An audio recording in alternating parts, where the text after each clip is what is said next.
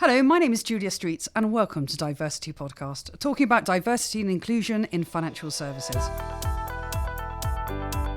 In each episode, we seek to shine a light on successful progress, call out areas requiring further focus, and offer practical ideas to help drive change. And today we welcome two senior industry executives as we welcome a VC and private equity diversity champion and a national newspaper business reporter. Our first guest today is Shafi Musaddique, business reporter at The Independent. Shafi describes himself as being big on diversity and has written extensively about the ethnic pay gap, millennial recruitment and engagement, and workplace trends and opportunities. Shafi's career has included 10 years at the BBC and The Economist, and Shafi, we're delighted you could join us today. Thank you so much. Our second guest is Adebajo, an investment manager at the British Business Bank, focusing on investments into venture capital funds. Her career has included 5 years at the Angel Co-Fund, an equity fund investing in high-growth companies.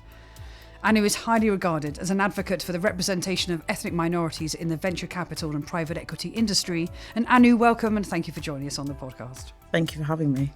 So as always, at the top of the show, we invite each of our guests to take 1 minute, approximately, to talk about initiatives that you're particularly focused on at the moment. Anu, let me start with you. Yeah, so 2018, I decided that this was going to be the year that I stopped talking about gender and I started solely focusing on ethnic diversity rather than gender diversity. So I make sure that my speaking engagements, even if they are about gender, that I'm able to talk about intersectionality, specifically with ethnic diversity. So I'm really focused on that. And then also within the British Business Bank and my team specifically, we're looking at how we can encourage fund managers to look at diversity, but in a non-prescriptive way and in a non-box checking way, and how we really focus more on culture rather than specifically about numbers. So we're looking at how we build that into our process as well, and there's various interesting ways that we're trying to do that through the questionnaire that we send to prospective fund managers, and I might talk a bit more about that later. We most certainly will. There's a lot in there to unpack actually in terms of culture, and then also some of the processes to drive change as well. Wonderful, thank you. Shafi, let me turn to you. What are you focused on? So very similar to Anu, it's been a kind of breakthrough year in journalism, and I guess we've had this whole foray recently about BBC gender pay gap, and being a journalist, we've the dominating perspective of diversity has been gender. So my initiative has been steering that conversation to developing more awareness about ethnic pay gaps, and also awareness of women of colour who are often marginalised the most.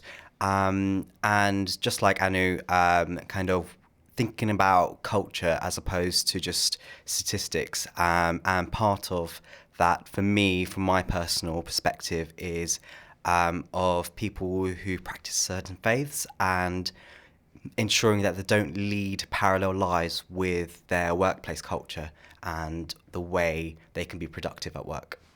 Fascinating. So let's start with the culture piece, which you both sort of referenced there. I mean, if you look at the last sort of 12 months or 24 months, let's say, where do you see the greatest change in the context of corporate culture? Yeah, I think it's still very early days, and I wouldn't say that I've seen anything radical yet. I've seen a lot of people trying to lay the groundwork for change culturally, but I think it's too early to see the fruits of that, because a lot of times people don't really think that they have what's my company culture. That seems a bit of an abstract concept. So I think people are starting to look at it and think about it more. So, for example, in venture capital industry, people are looking at how are people motivated? Are you getting a lot of people who are really looking to get rich quick by any means?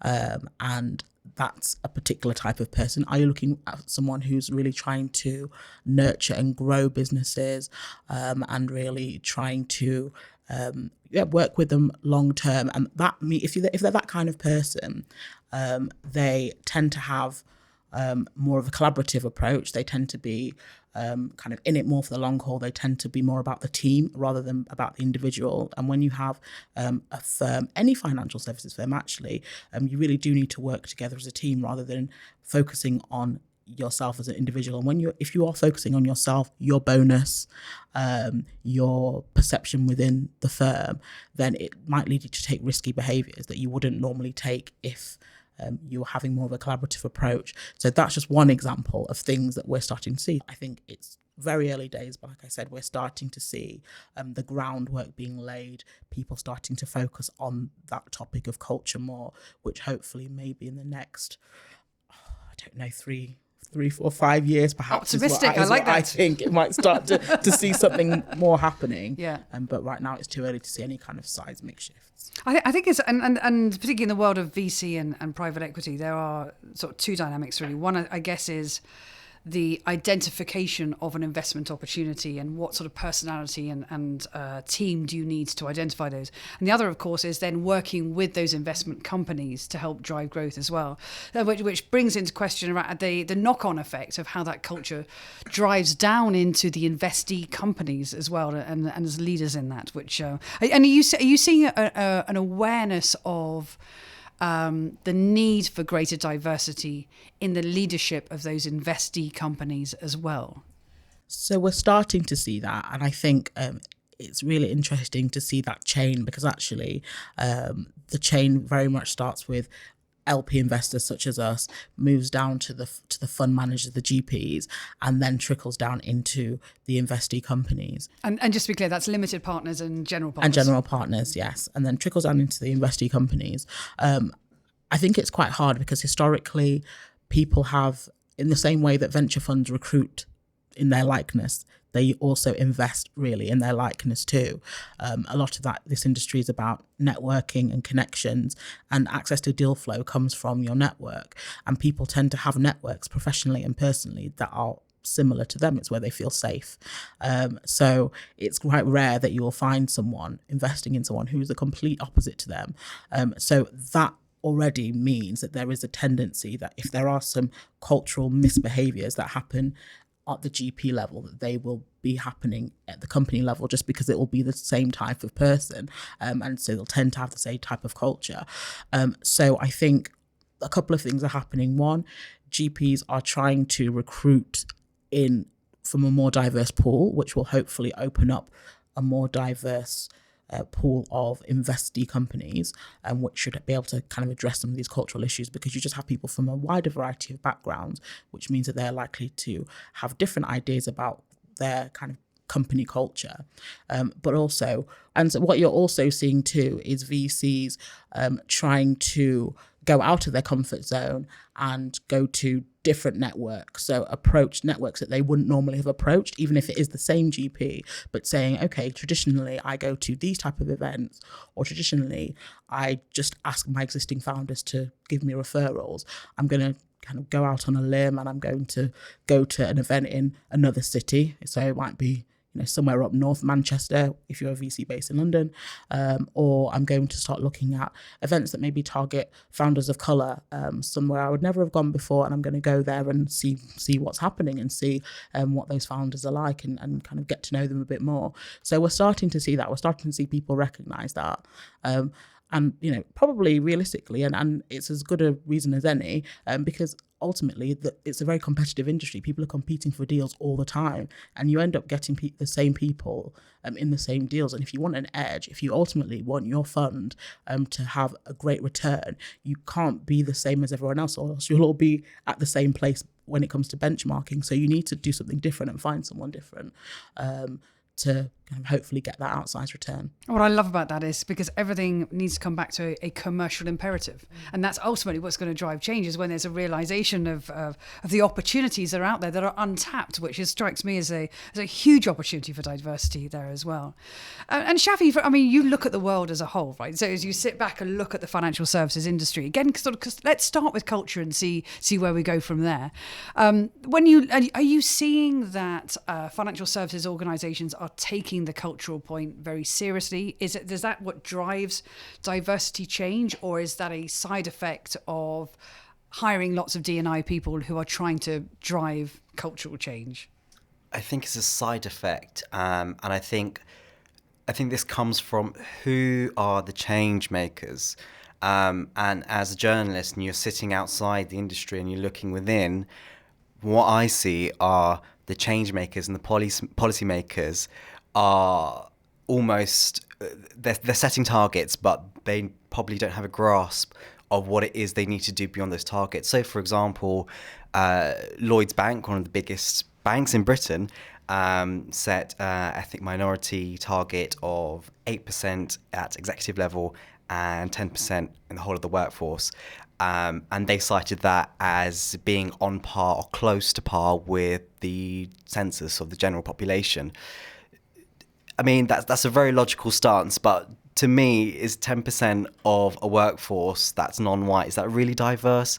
No. So I think what that shows is that target-led initiatives are good, but what we've got to do is go beyond that. And I think the way we can solve that is, again, it's part of this legacy management of bringing in or promoting young ethnic workers. And I think what you asked Anu earlier about what has changed recently with the conversation about diversity, I think when it comes to gender diversity, we are seeing more women in the financial services sector taking the platform, and we can hear their voice. And as a journalist, what you have to remember is that journalism is almost you're hearing the echoes of what's happening in an industry. So we're kind of seeing the ripple effects, and we're kind of slightly behind.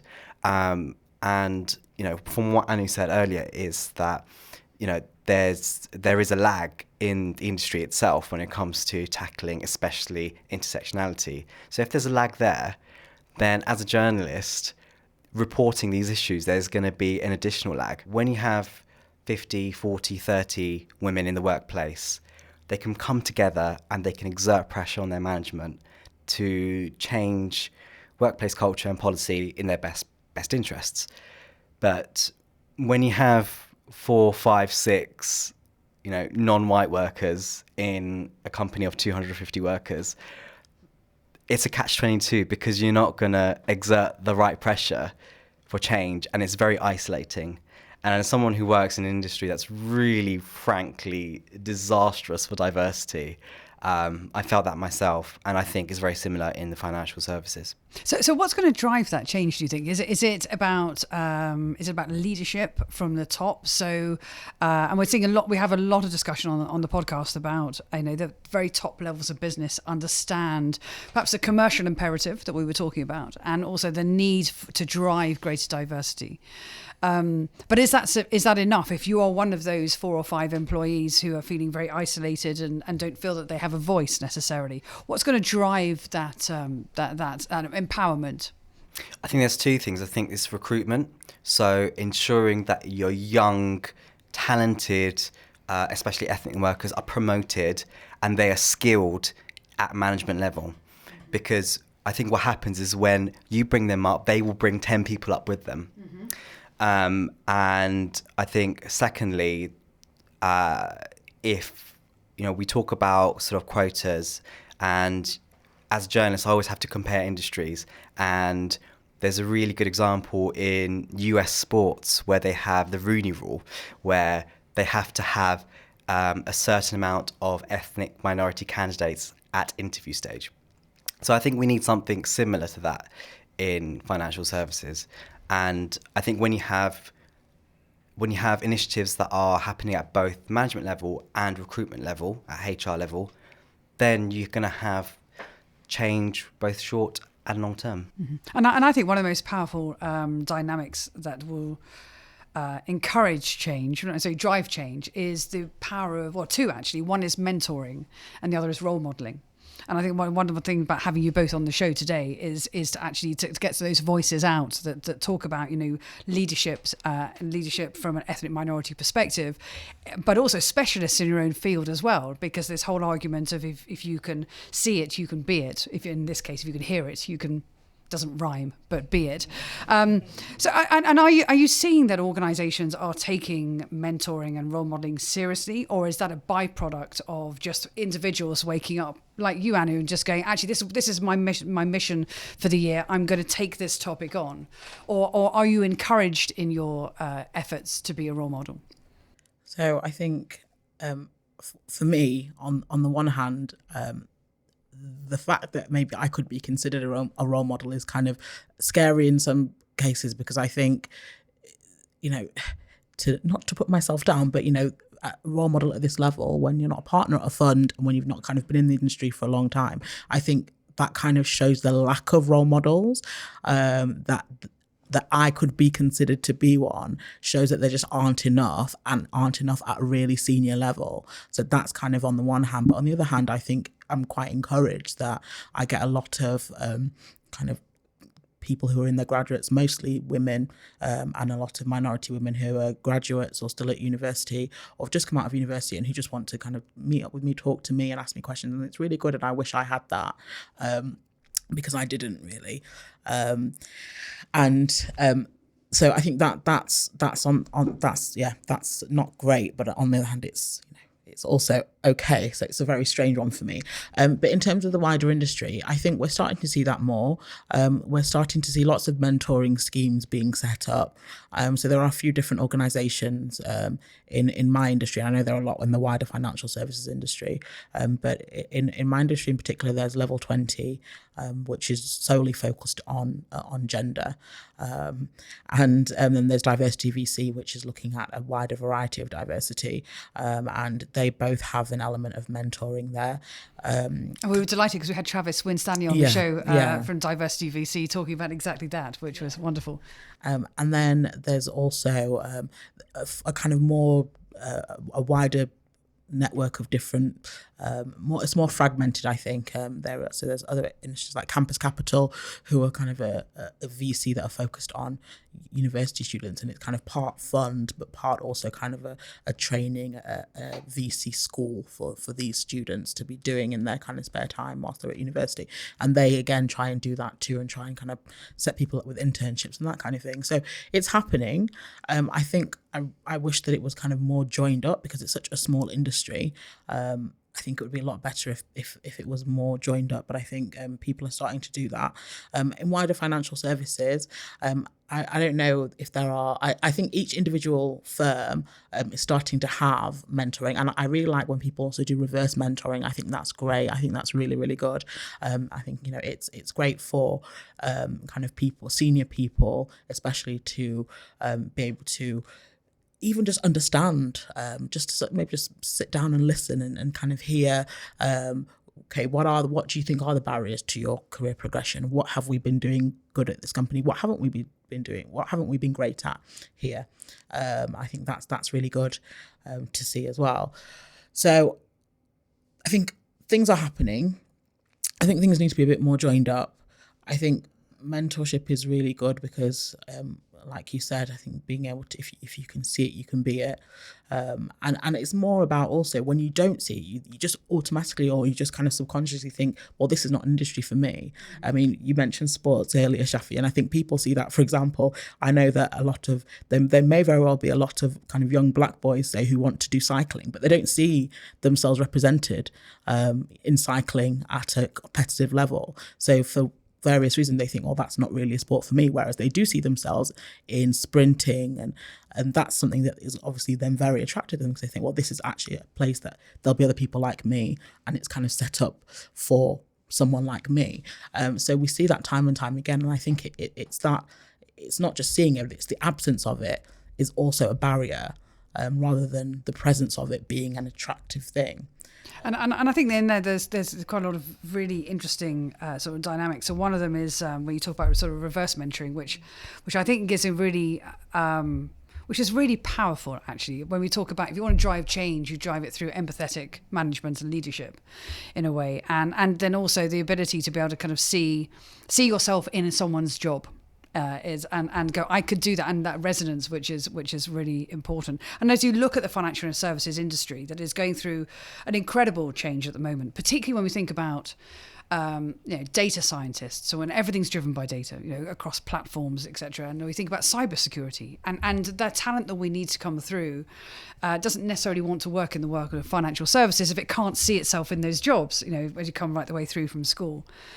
But if I think also about something you were saying at the very beginning, Shafi, about in the workplace environment is the authenticity of self and faith, particularly.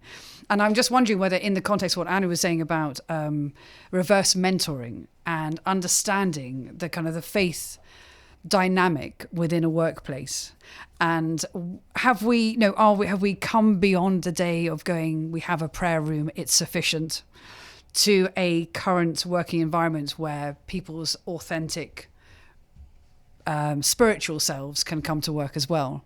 That's a really interesting question. I still think a lot of workplaces even lack basic facilities. And actually, when we talk about faith in the workplace, we're talking about faith in work as part of understanding what practices drive people. And we're talking about lifestyle choices rather than preaching. So I think, and in the bigger question of the UK and we have a really poor productivity in this country. We're sort of way behind our European counterparts. So if you look at it from that perspective, reverse mentoring would be absolutely fantastic to understand what drives people in their daily lives. It's not about preaching. You don't have to be, part of that religion to understand what drives a certain person. And we've done so much with lifestyle choices for, expectant mothers, fathers.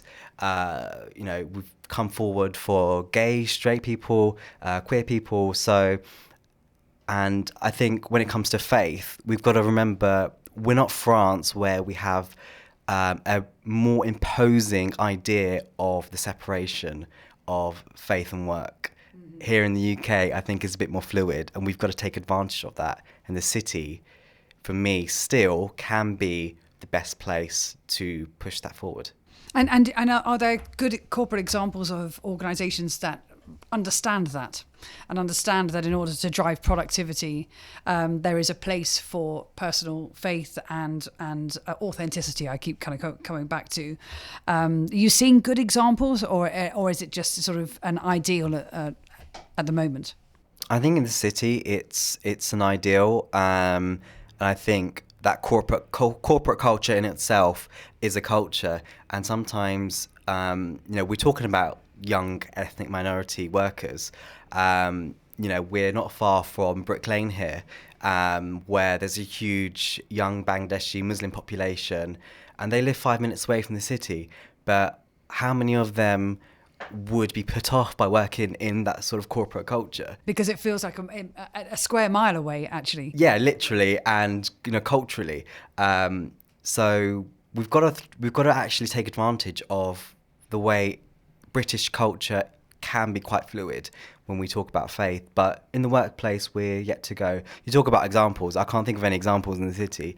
But yet again, we talk about sport, and sport's a really interesting example because a lot of football clubs in the UK have started to introduce prayer rooms in stadiums and initiatives where fans can meet up with each other of different faiths. And if we think of them as stakeholders within an organisation, then that can be easily applied to the workplace. It's fascinating, isn't it? Because I think, and certainly in my world of fintech, I often say to people, if you want to look for good practice, look outside your own organisation, look outside your own industry as well. So I'm sure. And is there anything you'd add to that in terms of, as you look across multiple sectors as well, from the VC and the private equity perspective? Yeah, I think it's an interesting one. I think because of the very heavy data science element of financial services, I think people just don't even factor faith into anything. And they don't factor it into the workplace because it's kind of a very much I don't think financial services is a spiritual industry in the slightest, any way you slice it. So I think that's part of the issue, and that's part of the reason why I think no one's looking at it. So yes, that's it. It's a new one. It's a new one for me in terms of thinking about it, and actually, it's something that maybe I need to think about a bit more and ponder on a bit. But I think part of the reason I said is just that it just doesn't factor in. I think just want to add in something there. It's just in recent weeks, this has come up for me because I had a recent chat with my line managers about Ramadan, where it's the month of fasting, and 19 hours where I don't eat or drink anything, even water. So having that conversation at work about what my productivity is going to be like, and whether I could work at home, whether I can cut my hours, that was quite scary for me. And it shouldn't be like that. And I've been in the world of work now for over a decade, and yet every year it's still scary for me. And I think the reason why is because management, inside me, I feel that management won't understand me still. And if you look at the data, it's really interesting because there was a Parker review, which said that only 8% of directors are of ethnic minority background. And when you link that to information that it's often people from those backgrounds who are probably more religious, then that sort of, when we're joining the dots together about management, who's the managers, who are the policymakers, and then understanding the junior staff below and how they're motivated, when we join the dots, you can see the gap, and that impacts my day-to-day life. And as you were talking, Shafi, it made me also think, actually, I think the wider issue here is general flexibility and general acceptance of all different kinds of lifestyles and just different kinds of situations. So actually, if I think about where I work, I think that conversation would actually be quite easy because they are very flexible in terms of working. We can work from home when we need to, without really that much dialogue about the reasons why. And I think if you have a culture that is flexible anyway, a culture that recognizes that there's various things, whether it's that you're fasting, whether it is that you've got kids, whether it is that it's even you've got a dog that is not very well, whatever the reason is, if they accept that you will have to sometimes adjust your working pattern, or there are just going to be slight differences in the way you work. If they understand that overall and that they're vocal about the fact that they are accepting of that, then all these kind of conversations become easier. But I think in financial services, you have a historic culture of people being chained to their desks, of people putting in a lot of face time, of people thinking that because you're working from home, you're going to be less productive, when actually people, anecdotally, and I'm sure there must be some facts behind it, that people tend to say that they're more productive when you're at home because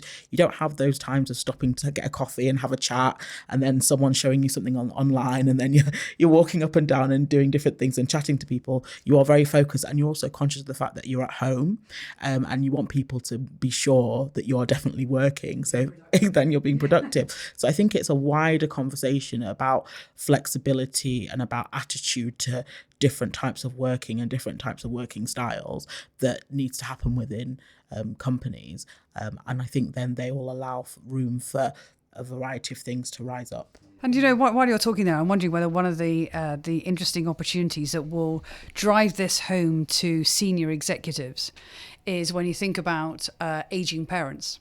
Actually care for aging parents, which mostly is preserve of people at a certain age range. Again, I don't want to be too specific about that, but it's that middle management, senior management layer where that responsibility fits, and that's where that could be at one dynamic. Because we're always looking for those kind of leapfrog moments and those driving dynamics that might shine some focus on areas of improvement. So let's take a moment there to turn to Cynthia and Robert for some research to support today's discussion. We're keen to highlight all strands of diversity on the podcast and found this insightful article which touches on faith. Dynamic Working Around the Moon, an article on Nationwide's website, discusses how the Building Society have planned to support staff and maintain productivity during the period of Ramadan. Here are a few of the plans that Nationwide have in place. Staff who are fasting are encouraged to consider using any outstanding time off in lieu or annual leave during this period. Assessments and observations are carried out before the start of Ramadan, as the first few days of fasting can affect prolonged concentration. Staff social events planned during this period will not have a focus on food and drink, so all staff are able to attend. With members of staff taking time off for Eid, there are plans in place for maximum capacity for staffing. Nationwide believes that staff productivity has not been affected because they have taken these steps. In addition to facilitating staff around Ramadan, Nationwide also have faith and reflection rooms on many sites, as well as their faith and belief network for staff. Thanks, Cynthia and Robert. And links to the research can be found on our website, diversitypodcast.com. And remember, that's diversity with a C, not an S. And that's where you can find all our episodes and sign up for early notifications of future recordings. Please do follow us on Twitter at DiversityPod. And Diversity Podcast is available on Bright Talk and all good podcast channels. And we'd love a rating because it all helps promote the show. So when we've been thinking about what the commercial imperative for driving change, and everybody refers to the McKinsey study, do you have other sources? Where do you turn to get your data that will give a compelling reason for change? So right now it's just the McKinsey study. There's really nothing else. And I'm really almost sick of talking about the McKinsey study. And that's the only data point that seems to come up for anybody because especially in the UK, there really isn't much other data. In the US, there's a lot more, but it doesn't really make sense to extrapolate it. It's just a very different makeup and a very different type of country. So right now, it's just the McKinsey study. And I think there's a real need for more research and more research beyond gender. So I think we had a very hot moment for gender in the last few years. And so everyone rushed to do research and studies around gender. But no one is really looking at other types of diversity and trying to get the data behind that. I do know that Diversity VC are trying to or aiming to look this year at ethnic diversity and repeat the study they did on gender within the VC industry. But it just in terms of wider than that, in terms of within other segments of financial services, there doesn't seem to be much going on. People seem to be kind of resting a bit on their laurels and happy to just use even just to use gender diversity data in articles about general diversity, and they don't seem to see a problem with not having other data points. Just to kind of touch on the importance of it, I think we kind of make assumptions that everybody understands why diversity and inclusion is important, and we think that everybody is on board with it. But I don't actually believe that that's the case. I think that there are a lot of people who are being swept along by it, who feel maybe forced to address this issue, and actually they don't really understand, or they don't understand why or believe that it's important. They think that they're getting the returns they want with a team that looks like this, a team that is exactly the same, a team that's mostly made up of kind of over 40 white males, and they say, well, why should we change that? Why should we take a risk? And I find that really interesting because financial services in general is really risky, and venture capital certainly is one of the riskiest asset classes. And so why wouldn't you look to, on the one hand, take a risk and bring in someone who's slightly different and who can offer a different point of view, but on the other hand, also look to diversify your human portfolio, as I call it. But isn't there an argument that when people look out and say, yes, we do, okay, so we might want to change, whether we're hesitant to, or whether we should, or whether we're being told that we should, but we just can't find the people. Is there a supply challenge? So I think, again, this is something that very annoys me quite a lot when people say this. You could see that very much happened in the US. A lot of people talked about that. And then there's an initiative now called All Raise, which was set up by a few kind of VCs there. And All Raise. Set up by a few female VCs there, kind of in response to the things that happened in that industry kind of a year or so before the Me Too stuff started coming to the forefront.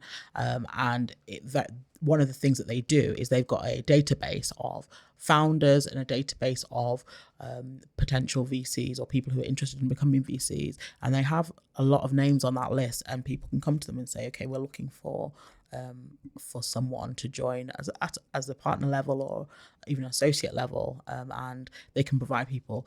So I think that supply is not the issue. If you look at one of the things that you kind of get told in financial services is they want people with finance backgrounds or kind of people with STEM backgrounds. And if you look at universities, if you look specifically at subjects like medicine, like dentistry, like engineering, look at the type of people who do those courses, you have a really strong ethnic minority contingent of people studying those courses.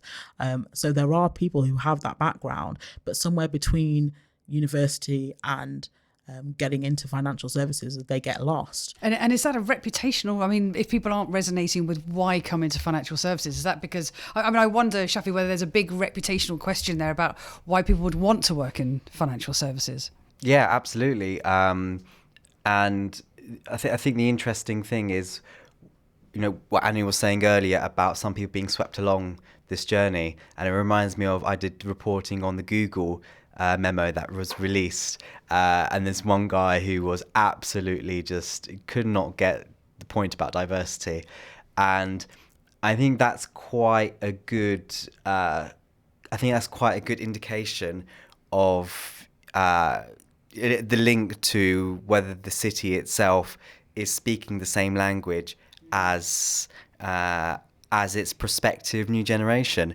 As a journalist, often we kind of the only times that we talk to city firms are often negative news, and that's often journalists are quite made the scapegoats of how the narrative is told. But city firms can engage better and shape that narrative, and it's really interesting because the past, very recently, I'd say 8 weeks or so, my inbox has been flooded by city firms who want to get their name out with the gender pay gap reporting, and they want their name associated with I guess part of a trend, but this is not a trend, and I think part of the solution here is for better understanding of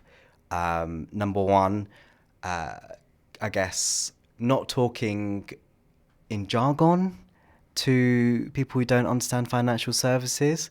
And young people are consuming a lot of media on social media and on their phones. So if you can get through to them via, I guess, the way that they're consuming news, then that could be part of the solution of, I guess, talking to young people on their level. But yeah, as a journalist, I feel that city firms still talk in rather robotic voice. Yeah, but I think that's a function of them trying to keep certain type of people out, or rather trying to keep in the people that they're comfortable with, and it's kind of places a initial barrier. So if you don't understand the terminology, or if you don't have access to the normal recruitment channels, then you're not the type of person that we'd want here anyway. And I think it is that's an initial barrier that some people almost use as part of their recruitment process. Sorry, I was going to say, what you said there smells to me like a boys only membership club, and that's the vibe that we still have.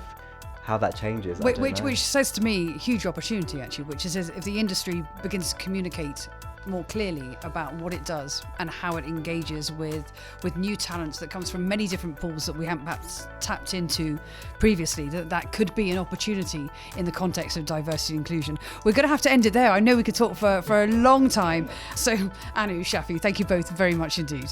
Thank you so much.